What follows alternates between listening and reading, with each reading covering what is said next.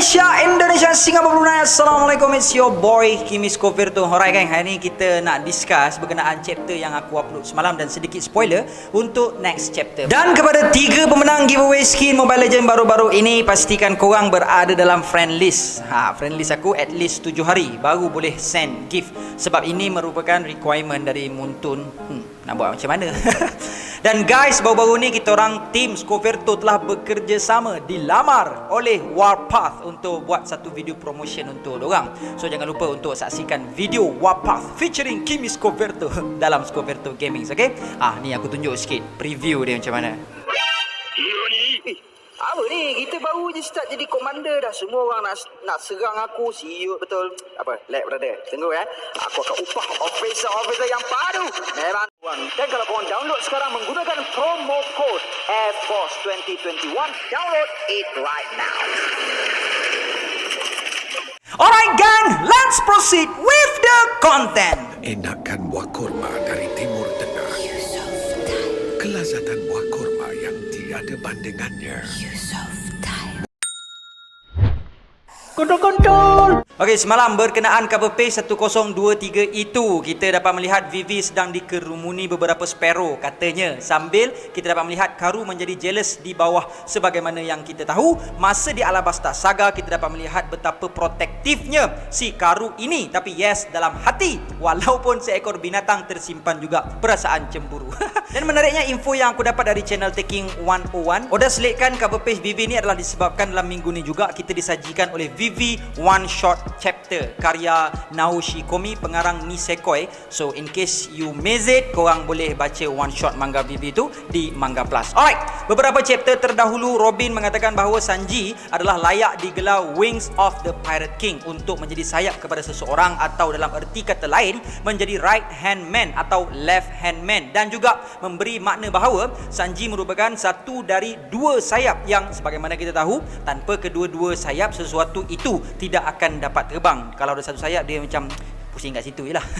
So berkemungkinan insan yang dirujuk Robin itu adalah sebenarnya kedua-dua mereka, Sanji dan Zoro. Kerana Oda pernah refer Zoro dan Sanji dalam SBS Question Corner volume number 73 sebagai 2 wings that carry Luffy. Dan kita juga dapat melihat pada cover volume 100 di mana menunjukkan kedua-dua mereka berada side by side sebagai sayapnya Luffy. Seterusnya berkenaan negara dewa yang dimaksudkan dalam chapter lepas. Semasa Marco melihat King, dia terfikir balik berkenaan penyataannya dalam chapter lepas, which is berkenaan bangsa yang hidup di atas red line, dan teringat kembali kata-kata Whitebeard yang sebelum ini pernah memberitahunya no in ancient time, yang berkemungkinan merujuk kepada Void Century. It is said that up there was a god country. Dan dalam satu rujukan aku kepada satu YouTuber ini, dia mengatakan bahawa perkataan yang digunakan adalah Kami no Kuni, yang bermaksud country of God. Namun disebabkan perkataan itu tidak jelas sama ada singular atau plural, sama ada Whitebeard cuba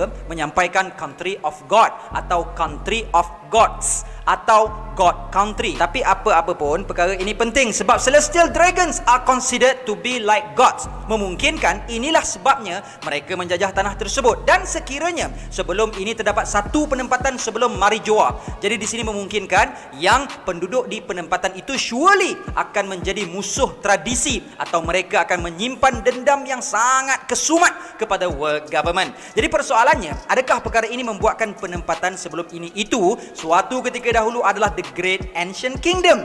Dan adakah bangsa ini juga mempunyai hubungan dengan The Sun God Nika yang disentuh dalam beberapa chapter sebelum ini? After all, bila kita sebut pasal Sun ni, memberi satu pemahaman kepada kita tentang fire and flames kan? So adakah Sun God ini mempunyai rakyat seperti King? Sebelum ni kan kecoh tentang teori O'Hara yang mengatakan Sun God dan Joy Boy itu adalah orang yang sama. So what if Sun God dan Joy Boy ini adalah orang yang berlainan? Dan Sun God yang dimaksudkan dalam beberapa chapter lepas memiliki kerajaannya yang tersendiri dan memiliki rakyatnya yang tersendiri seperti King yang mampu menghasilkan api. Dan pada aku berkemungkinan juga God Country ini mempunyai hubungan dengan God Valley dan juga mempunyai hubungan dengan Clan D, sebab clan ini dijuluki sebagai God's natural enemy. Cuma persoalannya di sini, who is this God? So guys, jangan lupa hantarkan teori korang supaya aku boleh letak dalam segmen teori nakama nanti. Okay? Alright, now jom kita cakap pasal Sanji pula. Sanji begitu Zoro yang dia rasa pelik sikit lepas pakai red suit untuk kali kedua. Okay, Sanji bagi tahu dia bukannya rasa lemah atau macam tenaga dia disedut ke apa. Dia just rasa pelik. So kat sini menunjukkan red suit itu memberikan good effect kepada Sanji. Dan satu perkara lagi yang agak confusing here adalah berkenaan penyataan Sanji yang dia cakap kali kedua dia guna red suit kan. Yelah, sebabnya bukannya 2 kali baru dia pakai. Dah beberapa kali macam aku sebut dalam last video. Cuma mungkin juga maksud Sanji tu adalah bila dia guna red suit tu back to back ke kan. Yelah, pasal sebelum ni dia guna untuk selamatkan Momo kan. Dan kemudian Queen cakap yang semua anak-anak Vinsmoke Just ni dah dimodified, so does Sanji. Termasuk jugalah Sanji. Dan dari sumber YouTuber One Piece lain yang faham translation Jepun, maksud Queen kat situ adalah semua anak-anak Vinsmoke Just ini adalah cyborg. Cuma dalam One Piece ni juga ada terma macam genetically modified human macam Reiju, Ichiji, Neji dan Yonji. Cuma diorang ni bukannya macam cyborg yang kita pernah tengok kan. Lepas tu ada lineage factor dan kita ada juga cyborg macam Pacifista, Bartolomeo Kuma, Frankie, Queen dan beberapa lagi yang lain. Dan kita juga ada cloning human seperti yang dibuat Vinsmoke Just untuk tentera dia. So perbezaan cyborg dengan modified human ni sangat jelas dan ketara. Kita boleh tengok which is modified human ni still ada wujud manusiawinya berbanding cyborg. Dan modified human ni dia dilahirkan dan dari kecil-kecil lagi dia dah ada kemampuan unik tu. Manakala cyborg tu diorang lahir sebagai manusia biasa dan tubuh mereka ditransformkan menjadi cyborg macam kes Kuma dengan Frankie. Okey, berbalik kepada penyataan Queen. So disebabkan Sanji anak judge lah, dia boleh nyalakan api dari kaki dia. Tapi Sanji menafikan perkara tersebut. So kat sini kita faham, satu, mungkin sebab Sanji memang tak nak ada hubungan langsung dengan Vinsmoke. Kedua, ialah sebab after all this while kita tahu yang dan didedahkan bahawa Sanji dibuang dari keluarga disebabkan dia merupakan a failed experiment. Kena penjara lah, kena bully lah, kena sepak terajang apa semua. So dia hidup dengan keadaan macam tu. And he growing up by the fact that he is a failed experiment. And that's why lah dia dibuang dari keluarga. And after all my training, dan aku dah berjaya capai sampai tahap aku ada sekarang ni, kau nak cakap sebab aku anak judge pula? Memang tak lah kawan tu nak mengaku kan. Kalau aku pun tak mengaku. Yelah, sebab kita naik atas usaha sendiri kot. Lebih kurang macam itulah dia punya bunyi dia. Dan ketiga, masa awal-awal Sanji guna Diable Jumper masa kat Enies Lobby menentang Jabra, ada orang bertanya kat SBS Question Corner. So kat sinilah turning pointnya yang menyebabkan rata-rata penteori dan peminat One Piece senyap tau. Dia macam ni lah. Oda ni dalam SBS Question Corner kadang-kadang dia jawab tu betul, kadang-kadang dia jawab main-main. Sebab yelah, kadang-kadang soalan-soalan yang datang kat dia tu pun kadang-kadang serius, kadang-kadang main-main. So ada soalan yang bertanya pasal kaki Sanji tu, tapi Oda simply jawab something else yang berkemungkinan sebenarnya apa yang Queen cakap itu benar. Okey, jom kita tengok balik pada penyataan Sanji ni. Dia cakap lepas kali kedua dia pakai red suit tu, dia rasa lain macam. So aku ada spekulasi, adakah sebenarnya Sanji is not a failed experiment after all? So sebagaimana Reiju, anak pertama Vinsmoke, mampu memanipulasi racun, Ichiji the Sparking Red, anak kedua, Neji the Dengeki Blue, anak ketiga, Yonji the Winch Green, anak kelima yang mampu menggunakan abilities enhance. So begitulah Sanji the Stealth Black, anak keempat juga mempunyai kemampuan tambahan hasil dari uji kaji Vinsmoke. Dan the red suit yang diberikan Neji kepada Sanji itu actually direka khusus untuk awakenkan kemampuan sebenar elemen-elemen uji kaji dalam badan Sanji. Dan kalau begitulah argumennya, so berkemungkinan Sanji lah antara kelima-lima anak Vinsmoke ini yang paling sempurna compare to semua anak-anak Vinsmoke. Why? Sebab satu, sebagaimana yang kita tahu, ketiga-tiga anak lelaki Vinsmoke tidak mempunyai perasaan, but Sanji ada perasaan. Dan sebagaimana yang kita tahu juga, keempat-empat anak-anak Vinsmoke telah diprogramkan untuk mendengar arahan Judge sahaja, tetapi tidak untuk Sanji. Dan spesialnya Sanji lagi, dia ada emosi, dia boleh membuat keputusan sendiri tanpa tertakluk dengan arahan Judge, dan dia juga ada kekuatan enhanced physical experiment Judge. Wow, very impressive. Dan mungkinkah dari pernyataan Sanji di sini yang mengatakan badan dia rasa lain ini memberi hint kepada kita yang Sanji lepas ini bakal mempamerkan satu atau beberapa set of new skill yang belum pernah dipertayangkan sebelum ini. Okey, lepas ni aku akan buat satu video khusus untuk Sanji ni, untuk kita berdiskusi berkenaan Sanji dan ability dia ni. Siapa nak come out first? Dalam segmen SNFR ini aku bawakan kepada anda bisnes dan kamar kita Sorex Studio. Sorex Studio menawarkan kepada kita baju Monster Trio untuk 3 karakter, Luffy, Zoro dan Sanji. Baju Monster Trio ini keluaran daripada company Sorex Studio yang dorang launch pada 2 hari bulan 8 hari tu. Buat masa sekarang ni, dorang tengah launch combo di mana kalau korang beli 2 helai baju, korang just tambah RM1 saja lagi untuk dapatkan 1 helai baju lagi. So korang akan dapat 3 helai baju untuk 3 karakter. Aku memang recommend korang untuk beli baju ni sebab baju ni limited edition untuk 100 orang terawal sahaja. Sesuai untuk unisex, kualiti dia memang terbaik, material kain selesa dipakai, microfiber flat knit, dan korang jangan risau sebab diorang tawarkan saiz daripada 2XL sampai XS. So hurry up guys, purchase this t-shirt sebab diorang ada offer untuk 20 terawal akan dapat free poster bounty dan kepada 40 orang terawal akan dapat free gift. Dan untuk claim voucher hadiah misteri, korang kena join grup Borak Nakama One Piece Crew untuk tebus gift kat dalam tu.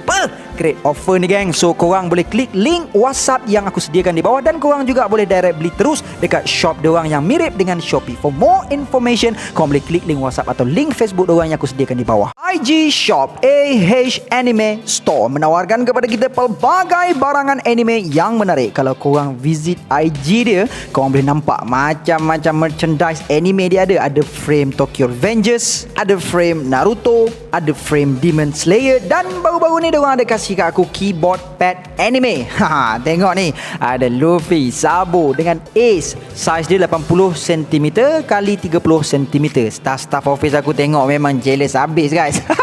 So jangan lupa untuk dapatkan keyboard pad anime ni segera. Aku difahamkan dia akan mula buka order pada 5 September ini. So lekas-lekas follow IG Shop AH Anime Store. Link are provided in the description. Alright, kemudian berkenaan penyataan Queen tentang Lunarian yang possibly merupakan nama bangsa untuk King. Pasal sebaik sahaja Queen cakap macam tu, panel terus beralih ke arah King. Jadi adakah King merupakan bangsa keempat of the Moon Folk selain dari 3 bangsa yang lain, which is Shandians, Birkans dan Skypians, sebagaimana yang kita boleh tengok dalam cover page yang bertajuk Enel's Great Space Operation. Dalam cover page chapter 470 bertajuk Studying the Wall Painting the Wing Moon People of the Ancient. Di lukisan dinding itu juga kita dapat melihat satu lagi individu di luar planet bulan yang berada di situ, di bumi. Dan menariknya, sebelah orang kat situ kita dapat melihat satu simbol seolah-olah merujuk kepada simbol matahari. So berbalik kepada pernyataan aku pasal Sun God Nika tadi, adakah bangsa Lunarian ini berada di bumi untuk serve the Sun God? Dan dekat gambar ni juga kita dapat lihat seolah-olah orang itu berdiri di atas satu banjaran atau tanah mereka itu di atas satu banjaran yang dikenali sebagai The Red Line. Apa menurutmu guys? Alright, pasal Zoro tu esok aku akan re-upload balik teori aku tu untuk segarkan balik ingatan kita. Pasal dalam video tu aku bukan sahaja cakap yang Zoro tu dari Shimotsuki Clan, aku juga mention yang possibly Zoro ada hubungan dengan Luffy pun. Dan for sure lah teori tersebut bukan dibuat dengan agak-agak je. Aku refers to lots and lots of pendapat juga sebelum aku hasilkan video tersebut. Alright, pasal Momo pula. Yes, Momonosuke telah pun mendewasakan diri dia berkat kemampuan Devil Fruit Shinobu. Jadi perkara tersebut dan teori Momo itu tepat, which is apabila Momo menjadi dewasa, transformasi naga dia juga akan menjadi dewasa dan besar. Jadi nasib baik. Yelah, kau tak tahu pun lagi jadi ke tak kan. Yelah, mana tahu kalau kau bertukar jadi dewasa, transformasi naga kau tu jadi macam gitu juga, kecil juga kan. Dan ternyata membuktikan bahawa Devil Fruit Vegapunk itu tidaklah gagal after all. Cuma sebab apa Vegapunk menipu kepada world government tu? Dia kan kerja dengan world government. Benda tu still kita belum didedahkan lagi sebabnya. Dan sangat-sangat menakjubkan Dr. Vegapunk ni sebenarnya kalau kita tengok kat sini. Yelah, dia mampu replicate a mythical Zoan kot. Devil Fruit smile pun kalang kabut. Kau tengok sendiri lah dengan jirapahnya, dengan ayam jantan dia, kumbang terbang dia, badak berendam dia. Tapi Vegapunk bukan just buat a Devil Fruit tiruan, bahkan sifat dia dah menyamai the real Devil Fruit. Dan ability dia setakat ni pun kita dah tengok mempunyai ability macam Kaido, sebijan sebunjut, which is menghasilkan awan. Cuma dari segi kilat, angin kencang, peti apa semua tu kita belum tahu lagi Momo mampu buat ke tak. But then betapa menariknya jalan cerita yang Oda buat untuk kita di sini. Yalah, Momo bertukar menjadi dewasa kot. Even Shinobu pun menangis dan mengatakan yang Momo sangat-sangat kelihatan saling tak tumpah seperti bagi seseorang, dan seseorang itu siapa lagi kalau bukan Kozuki Oden. Dan bukan itu sahaja, sebagaimana yang kita sedia maklum, nature war strategi Kaido adalah dengan melemahkan semangat musuhnya. Jadi di sini setelah Momo bertukar menjadi dewasa dan sangat-sangat berkemungkinan yang rupa Momonosuke sangat mirip dengan Kozuki Oden. Bayangkan, tatkala semua samurai setia Oden, The Red Scabbard, semua samurai-samurai Wano, semua bos-bos Yakuza, bahkan semua Yakuza melirik wajah Momo yang seperti Oden itu, semakin bersemaraklah semangat juang tarung mereka demi menuntut kemerdekaan buat negara tercinta mereka, the Kingdom of Wano. Bukan semangat lagi. So guys, what do you think? Comment your thought down below. Alright, untuk chapter 1024 yang akan datang nanti, kita akan dapat melihat sambungan dari pertarungan antara Kaido menentang Yamato, dan kita akan dapat melihat sedikit flashback Yamato yang telah stuck in a cave bersama-sama Shimotsuki Orochimaru. Damn brother. Sebagaimana yang kita tahu, up until now Yamato belum lagi berjumpa Zoro. Bayangkan nanti kalau Yamato jumpa Zoro, surely it will remind her of Orochimaru. Surely tu bukan main semangat lagi, dah yakinnya aku. Dan kat situ mungkin akan ada flashback sikit. Mungkin, I don't know, Yamato akan cakap, Zoro, dulu masa aku stuck dalam gua, Orochimaru pernah cakap yang dia ada anak lelaki dan kemudian dibawa lari dari Wano demi keselamatannya. Manalah tahu kan. Kemudian dalam chapter akan datang juga menyaksikan flashback Yamato went on rampage di Onigashima, membuatkan dia dipenjara. Dalam gua tersebut, 3 samurai itu membacakan jurnal yang dituliskan oleh Oden kepada Yamato, dan kemudian samurai-samurai itu telah keluar dari gua dan bertarung dengan Kaido. Dan kemudiannya scene beralih semula ke current storyline, di mana menunjukkan Yamato dan Kaido kedua-duanya menggunakan serangan Raime Hake.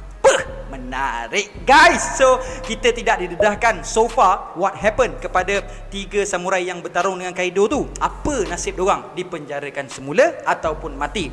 Tapi kalau hidup lagi bapak best guys. Dan kita juga just tahu yang dari 3 orang samurai tu, seorangnya bernama Shimotsuki Orochimaru, lagi 2 orang tu kita tak tahu siapa. Aku risau satu je, yang rupa-rupanya Zoro tu sebenarnya adalah anak dari salah seorang 2 orang samurai tu. Korang faham lah Abang Oda ni macam mana kan. So guys, that's all I have untuk perkongsian kali ni. So as promised, minggu ni akan ada 2 giveaway. So giveaway pertama untuk minggu ini berupa begini.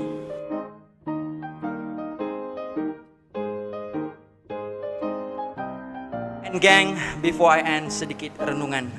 Dalam dunia ini, hidup seperti mana yang kita inginkan?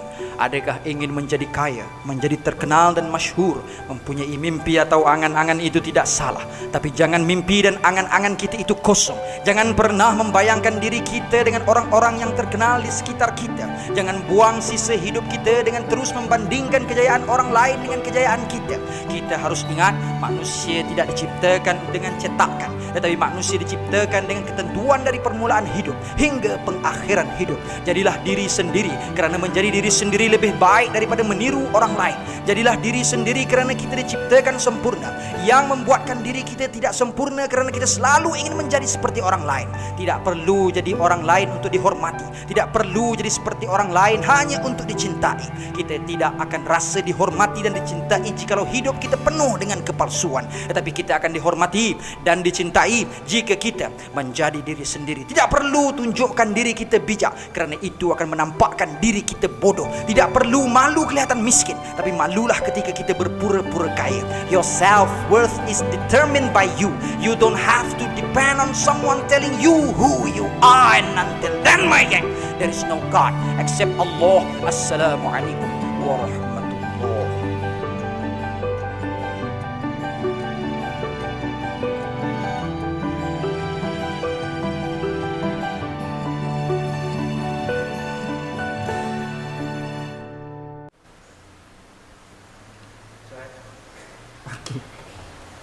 Okay.